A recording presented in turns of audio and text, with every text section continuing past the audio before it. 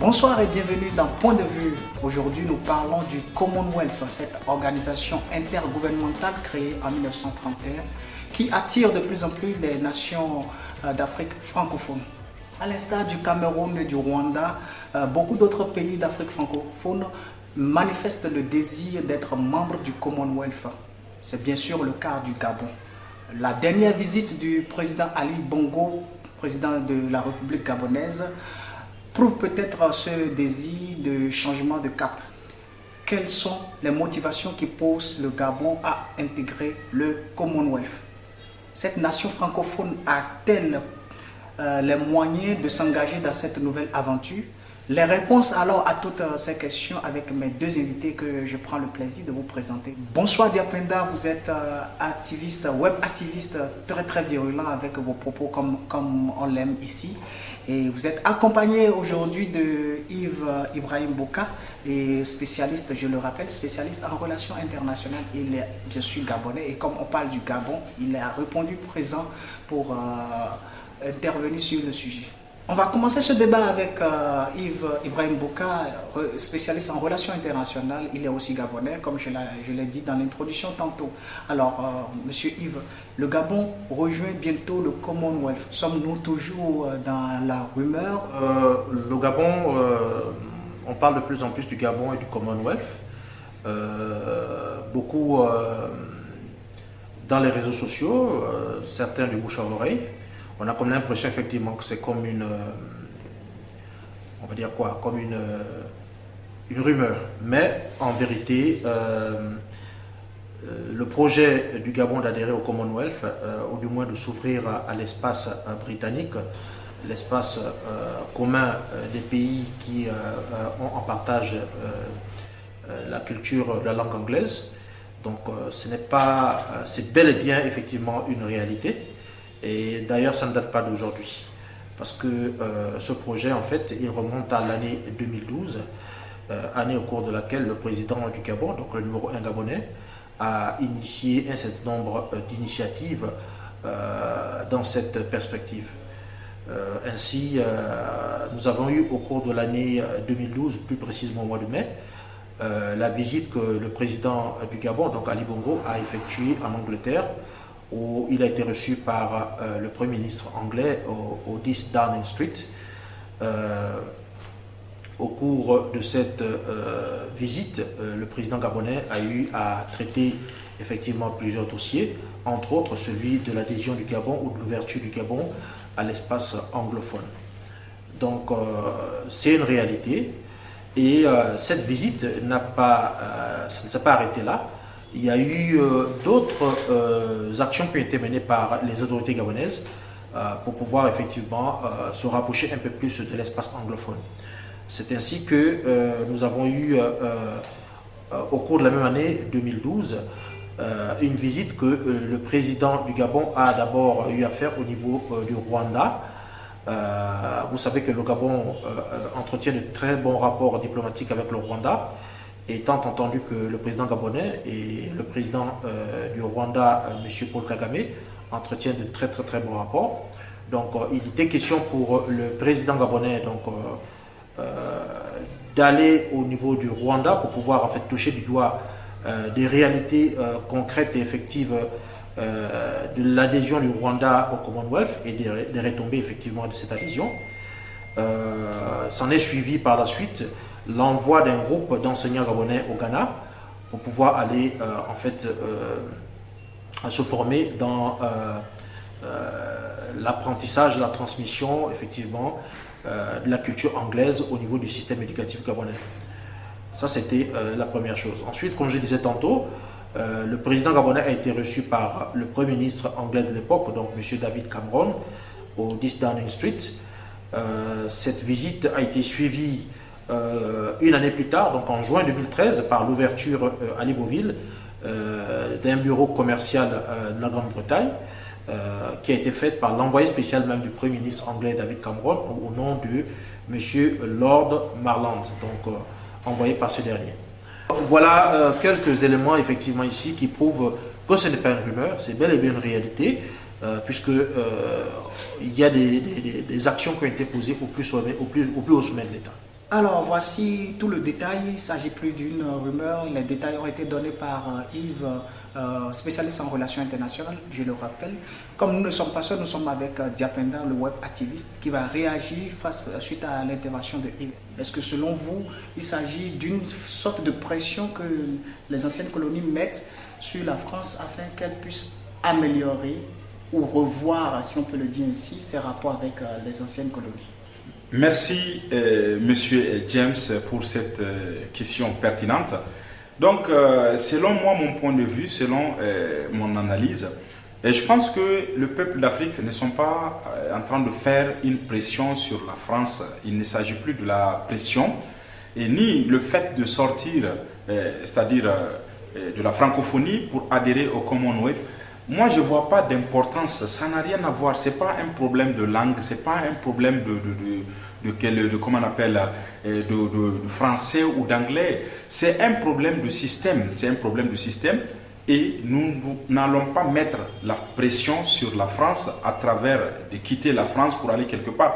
La France devait comprendre actuellement, le peuple d'Afrique qui est là, ce n'est pas les esclaves qui ont été chaînés depuis les années 1912-1910, passés par Île de Gorée. Ce n'est pas ces esclaves qui sont là. Ils doivent comprendre que nous sommes libres. Nous ne sommes pas des esclaves. C'est à nous de décider. Ils ne vont rien nous imposer et nous n'allons pas les effrayer ou les mettre la pression. Non, ils sont obligés de comprendre que le peuple africain est mature. Le peuple du 21e siècle d'Afrique est responsable de prendre, aller choisir où il veut. La France, elle a déjà compris. La France, elle a déjà compris qu'elle doit aller voir ailleurs ou de changer sa façon de courtoisie ou bien de faire comment on appelle, de venir envers l'Afrique afin de tisser des relations vraiment sincères et honnêtes. Il faut que la France comprenne, et la France a déjà compris, parce que actuellement l'État français est là, et les gouvernements français, ils sont tous aujourd'hui, c'est-à-dire avertis par les parlementaires français, par le peuple français, par aujourd'hui l'armée française qui n'accepte plus de participer à ce genre de bêtises, à détruire des nations, des génocides. Il n'y a aucun Africain qui tue un Africain. Tout ce qui se passe en Afrique, c'est aujourd'hui la France qui est à la base. Donc elle a compris, elle doit se racheter en demandant pardon et être responsable elle-même. Alors, Yves, Diapenda vient de répondre que c'est pas une forme de, selon lui, c'est pas une forme de pression et qu'on n'a pas besoin de pression, mais il confirme quand même que la France a compris quand même que les Africains sont prêts à aller voir ailleurs. Qu'en dites-vous? Par rapport à cette question, qui est une question d'ailleurs très pertinente, je pense que cette volonté affichée des autorités gabonaises de s'ouvrir à l'espace anglophone traduit en fait une réelle volonté de s'ouvrir à une nouvelle ère, donc basée ou axée sur le multilatéralisme. Donc dire que ce serait une manière pour les autorités gabonaises de mettre la pression à la France, je ne pense pas, je ne saurais le dire, mais quoi qu'il en soit, le multilatéralisme c'est quelque chose qui est garanti par le droit international. Tous les États ont ce droit-là et il a ceci de particulier qu'il permet à l'ensemble de nos partenaires d'améliorer leurs offres par rapport à ce qu'ils peuvent apporter dans le cadre de la coopération bilatérale ou multilatérale avec le Gabon. Donc c'est beaucoup mieux qu'une situation de monopole dans laquelle par exemple se trouve la France aujourd'hui avec l'ensemble de ses colonies, ses anciennes colonies. Donc à ce niveau, je pense que parler de pression, non, mais le multilatéralisme, c'est un droit inaliénable pour tous les États africains. Alors voilà qui est bien dit avec Yves Ibrahim Bouka. Je vais quand même vous demander rapidement, est-ce que le Gabon, vous qui maîtrisez la vie sociopolitique gabonaise, est-ce que le Gabon a-t-il les moyens ou bien est-il prêt pour s'engager dans ce nouveau changement? Comme je vous ai dit précédemment, il y a eu un certain nombre d'actions qui ont été posées par les plus hautes autorités gabonaises pour effectivement manifester cette ambition d'adhérer à l'espace anglophone, donc du Commonwealth. Et en plus des actions que j'avais déjà citées ici, effectivement, dernièrement, le président gabonais a eu à rendre visite au Premier ministre anglais actuel, donc Boris Johnson. Et cette visite a été, on va dire quoi, suivie de la visite du prince Charles et de la secrétaire générale du Commonwealth, Madame Patricia Scotland. Donc là également, voilà. Maintenant, au niveau du Gabon, est-ce que le Gabon est véritablement prêt pour pouvoir, on va dire quoi, rendre effective cette ouverture, cette adhésion au Commonwealth? Bon, déjà en 2012, lors de la visite du numéro 1 gabonais au Rwanda, au pays de Paul Kagame, il y avait eu un groupe d'enseignants gabonais qui avait été envoyé au Ghana pour pouvoir en fait effectivement agir dans ce sens au niveau du système éducatif. Et ce même système éducatif qui a subi une refonte des programmes scolaires. Maintenant, il y a que, normalement, pour que ça puisse devenir une réalité, il y a un travail de fond à faire, parce que ça ne se limite pas seulement au niveau diplomatique ou au niveau académique, mais il y a que le Gabon doit pouvoir se conformer aux standards internationaux, d'abord en matière de démocratie, en matière de bonne gouvernance, en matière de respect des droits de l'homme, en matière de respect des libertés fondamentales, pour pouvoir effectivement, parce que ça fait partie des conditions en fait pour pouvoir adhérer à cet espace, à ce groupe de pays ayant en commun le partage de la langue anglaise. Donc à ce niveau, il y a encore des efforts à faire, mais ce qui est sûr, c'est que les bases ont déjà été jetées et on espère que d'ici maximum 10 à 15 ans, on va pouvoir effectivement compter le Gabon parmi les pays qui, en plus d'appartenir à la francophonie, adhèrent à adhérer et appartiennent à l'espace anglophone, comme c'est actuellement le cas pour le Rwanda. Alors, je reviens à Diapenda pour vous demander, est-ce que pour ce genre de grand changement, est-ce que ce n'est pas le peuple qu'il faut consulter? Est-ce qu'il faut laisser le destin du pays dans la main du chef d'État? Parce que, après tout, quand le chef d'État va décider d'un changement, on dira que oui, c'est le Gabon, c'est le Niger, le Togo qui a accepté. Mais est-ce qu'il ne s'agit pas normalement de consulter le peuple et voir si le peuple a vraiment une volonté de changer de cap? Merci, M. James, pour cette question pertinente. Et effectivement, pour prendre ce genre de décision, c'est le peuple qui devait décider qu'est-ce qu'il veut. Le gouvernement, c'est vrai, c'est les représentants du peuple. Aujourd'hui, les parlementaires, c'est les représentants du peuple. Mais peu d'entre eux consultent même le peuple. Donc, normalement, c'est le peuple d'Afrique qui devait décider de ce qu'il veut. Ce n'est pas quelqu'un qui va prendre la décision. Ce n'est pas un ordre qui vient de l'Élysée et que les valets, comme on le dit, qui sont là, qui vont signer. Si on veut aujourd'hui quitter d'un système pour intégrer un autre système, toujours c'est un peuple. Parce que l'État, c'est le peuple. Donc, il faut que le peuple se décide. Mais je pense qu'il ne s'agit pas simplement aussi de la décision du peuple. Il faut qu'on comprenne en Afrique, il ne s'agit pas de changer seulement. Il faut que nous-mêmes, nous ayons la capacité de mettre en place des personnes qui répondront vraiment à nos attentes, qui vont nous écouter. Aujourd'hui, les députés que nous constatons dans le Parlement pour défendre le peuple, c'est des personnes qui viennent avec des fonds politiques acheter nos consciences pour qu'on puisse les élire comme des représentants du peuple. Et une fois qu'ils sont élus, déjà, c'est fini. Ils n'ont plus le temps de nous concerter parce qu'ils nous ont achetés. Ils ont acheté nos consciences avec quelques billets volés, quelques billets de corruption. La jeunesse africaine, comprenons que c'est à nous de décider. Maintenant, c'est à nous de prendre la responsabilité pour dire ce que nous voulons pour notre avenir. Alors voilà la réponse de Diapenda qui va me servir forcément de transition pour demander à Yves quels seront les avantages et inconvénients de ce changement qu'enclenche le Gabon.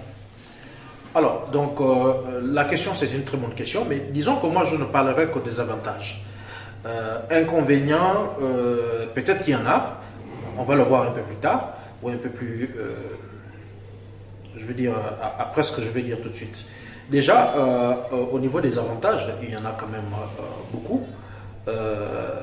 Disons que l'adhésion est une bonne chose si on parle en termes d'opportunités qu'elle va apporter, qu'elle va procurer au Gabon, puisqu'en devenant membre du Commonwealth, le Gabon va bénéficier de l'appui d'un vaste réseau d'organismes privés, bénévoles et professionnels au niveau, dans plusieurs domaines, que ce soit au niveau juridique, au niveau médical, au niveau académique, au niveau parlementaire et au niveau des organisations médiatiques et sportives. Le Gabon pourra également voir avec cet appui donc une progression sociale et économique à travers par exemple le CFTC, donc qui est ici le fonds du Commonwealth pour la coopération technique. Donc on va dire quoi, c'est un fonds qui soutient les efforts des pays membres dans leur développement afin d'accélérer le rythme de leur croissance économique. Ça, c'était au niveau économique. Voilà. Le Gabon pourrait également disposer des compétences techniques qui lui font défaut dans beaucoup de domaines, au niveau par exemple des exportations, au niveau de la promotion industrielle, etc., etc. Voilà. Il y a aussi que le Gabon pourra bénéficier d'un appui, d'un soutien de haut niveau, au niveau économique et au niveau, disons au niveau économique de manière globale, qui pourra lui permettre également la formation de ces cadres dans les secteurs clés du développement économique. Donc ça, c'est pour ce qui est des avantages, quelques avantages que le Gabon pourra effectivement avoir en adhérant au Commonwealth. Mais cela dit, il n'est pas question en fait pour le Gabon, je répète ici qu'il s'agit d'une ouverture dans le cadre du multilatéralisme. Donc le Gabon n'est pas là pour en fait sortir d'un joug pour aller se mettre dans un autre joug, mais il est question beaucoup plus en fait d'établir des partenariats gagnant-gagnant avec d'autres partenaires que la France, qui est notre partenaire traditionnel avec lequel nous avons des liens historiques et culturels. Donc voilà ce que je peux dire pour répondre à votre question. Okay. Nous sommes presque à la fin de notre émission. Je vais vous demander pour conclure, Diapenda, est-ce que au lieu de se retourner vers d'autres organisations intergouvernementales, il ne serait pas mieux pour nos nations africaines d'asseoir d'abord nos organisations locales telles que l'Union africaine et la CEDEAO qui ont tant de problèmes? Merci beaucoup pour cette question, M. James. Une question pertinente et très importante qui d'ailleurs concerne l'Afrique et tous les Africains, bien sûr. Et la première des choses, il faut d'abord que nos institutions soient vraiment des institutions à l'image de l'Afrique et qui défendent les intérêts africains. Parce que si aujourd'hui nous constatons cette défaillance au niveau international de cette diplomatie africaine, c'est parce que nos structures, nos institutions, nos organisations africaines ne répondent pas aux attentes et ils sont confisqués même par quelques individus, des chefs d'État qui ont fait du tort, du mal, qui ont assassiné, qui ont détourné leur pays, leur peuple, qui sont parfois à la retraite et on les envoie dans ces organisations pour protéger des bêtises politiques, pour protéger des crimes, pour protéger des détournements.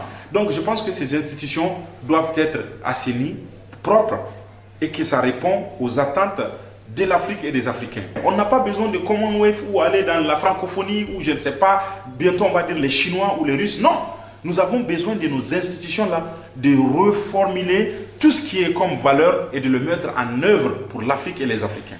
Alors voilà la conclusion assez verve de Diapenda. Je vais rapidement demander à Yves Ibrahim Bouka. Vous avez parlé tantôt, vous avez mentionné que ce n'est pas une façon pour le Gabon de tourner dos à la France, mais de quand même se donner d'autres ouvertures.